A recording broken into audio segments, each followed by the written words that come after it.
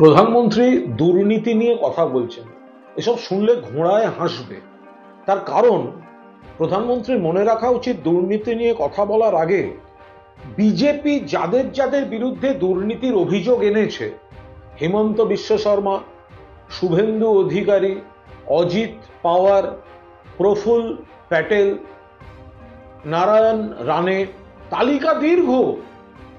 দেখা গেছে এজেন্সিকে লেলিয়ে দেওয়া হয়েছে, এজেন্সি প্রসিডিং শুরু করেছে, এবং তারপর যেই নিজেদের দলে ঢুকে গেছে বা এনডিএতে ঢুকে গেছে তারা সব সাধু পুরুষ হয়ে গেল, ধোয়া তুলসী পাতা।